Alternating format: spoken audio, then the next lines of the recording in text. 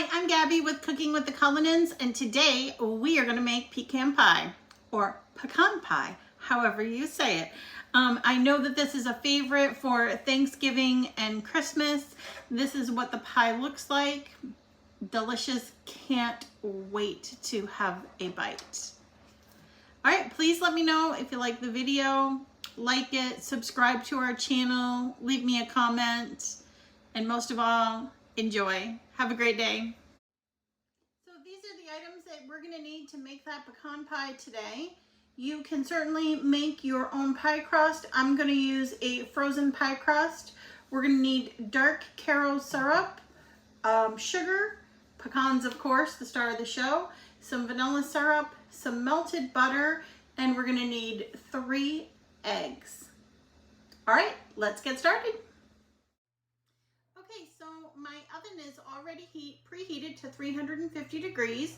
And in this bowl, we are going to mix up the first 5 ingredients. So I already have my cup of sugar in here. I'm going to go ahead and add my 3 eggs, which I have whisked together already.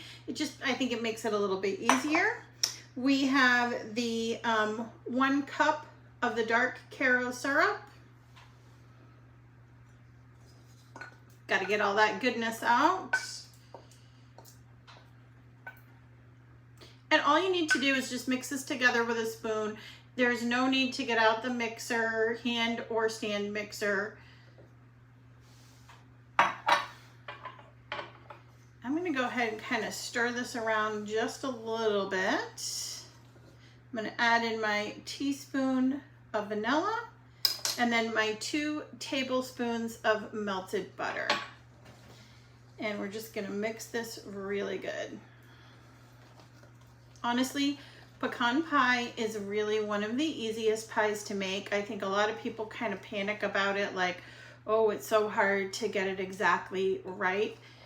You know, the cooking, I think, is maybe the part that makes people the most nervous, but it's honestly a pretty darn easy pie to make, and certainly a favorite for Thanksgiving and Christmas.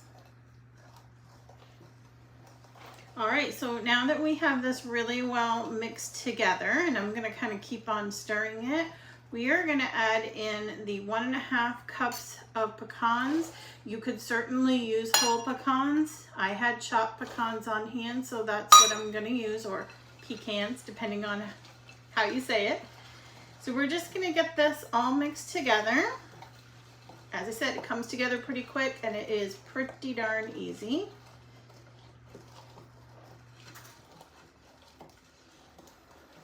All right, I'm gonna go ahead and put this in the pie pan, and I did buy a deep dish frozen pie crust.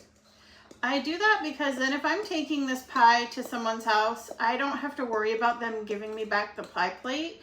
And also, yeah, you can make your own pie crust, but I feel like unless you have a ton of time, to me, it doesn't add enough to take up the time, and some may disagree with me, and that's okay, but this is what works well for me. So there is the pie looking super pretty, ready to go in the oven, and we're going to bake that at 350 degrees between 60 and 70 minutes. So I'm going to go ahead and start checking it around 50 minutes. I'll show you what it looks like when it's done. Okay, so I forgot to mention that one way, and you know I'm always about the easy cleanup, to be sure that you don't have a big mess that you need to clean up in your oven. And especially around Thanksgiving or Christmas when you're doing a lot of cooking and baking, you don't really have time to clean it out. I go ahead and cook this on a cookie sheet because that way if it overflows at all, which I don't feel like we're in trouble of that, but if it does, then it is contained on the cookie sheet and you just have the cookie sheet to clean up. If you were really concerned about it or want to make your cleanup even easier, if you coat the cookie sheet with some aluminum foil, you just take it off when it cools and throw it away. All right, see you when the pie's done. Okay, here is the pecan pie. So I did start checking it at 50 minutes in the oven at 350 degrees. Mine was done at about 54 minutes. The best way to tell if your pecan pie is done or not is to use a thermometer on the center of the pie, and if it reaches 200 degrees, then it is done. The other way, if you don't have a thermometer, and no worries, is to kind of press on it, and if it springs back, then it is done in the center. So now I'm just going to cool it on this cooling rack for about 2 hours, and then I'm going to put it in the refrigerator until I'm ready to serve it. I do love to serve it with a little whipped cream on the top, but let me know how you serve it. Enjoy!